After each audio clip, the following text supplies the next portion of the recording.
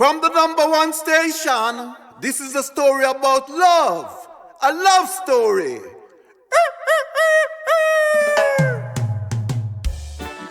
Greeting each and every one. This is Ras Levy, and I welcome you to Reggae Vault. Today, we dive into one of reggae's most controversial stories. Why Peter Tosh did not attend Bob Marley's funeral. We'll explore the truth behind the rumors, the song Burial, and Tosh's legacy as a revolutionary voice in reggae. If you're new here, don't forget to hit that subscribe button, like, and click the notification bell so you never miss our latest videos. Now, let's unlock the story behind this reggae legend. Peter Tosh, a founding member of the Wailers and one of reggae's boldest voices, didn't attend Bob Marley's funeral in 1981. Over the years, fans have speculated about why Tosh stayed away, with some pointing to his song, Burial, as a clue. In the song, Tosh sings, "Them want I to come at them funeral," and fans believed it was aimed at Bob. But here's the real story behind that song, and why the rumors don't hold up. Burial wasn't written about Bob Marley. Tosh actually composed it way back in 1968 with Bunny Wailer, years before their fallout with Bob. This was during the early days of the Wailers, when all three of them were still close friends. The song later appeared on Tosh's debut solo album, Legalize It, in 1976, 5 years before Bob's passing. Clearly, the timing proves it couldn't have been about Bob. After Bob's death, the rumors surrounding Peter Tosh's song Burial persisted, largely because of its growing popularity and the timing of its lyrics. Radio DJs and selectors began spinning the track more often, and lines like, "It's a big disgrace, how you rub up the place," seemed to resonate with ongoing disputes within the Wailers. Aston family man Barrett and Carlton Barrett had long expressed feelings of being undercompensated for their contributions to Bob's music. Tosh's line about robbing the blind took on added weight, since the Barrett brothers, who couldn't read well, were allegedly tricked into signing unfair contracts. These unresolved tensions only amplified the idea that the song could be directed at Bob. The rumors were further fueled by accusations from some fans who claimed Tosh was jealous of Bob's meteoric rise. But this narrative oversimplifies Tosh's character. Known for his revolutionary spirit, Tosh stood as a towering figure, literally and metaphorically. At 6 feet 4 inches tall, with his iconic beret and his M16 rifle-shaped guitar, Tosh was unapologetically militant and focused on justice. Unlike Bob, who embraced a more universal appeal, Tosh prioritized activism, often putting himself in danger to fight for equality and human rights.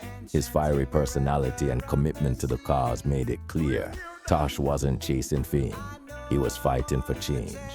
One of the most memorable displays of Peter Tosh's fearless activism was his speech at the One Love Peace concert in 1978. While Bob Marley gained global attention by uniting Jamaica's rival politicians, Michael Manley and Edward Seager, on stage for a symbolic handshake, Tosh took a more confrontational approach. He boldly criticized these same leaders for failing to address the root causes of poverty and violence in Jamaica. During his speech, Tosh declared, "Hungry people are angry people," a stark reminder of the nation's struggles. This act of defiance came at a heavy price. Just months later, Tosh was savagely beaten by police, leaving him with a cracked skull and a broken hand.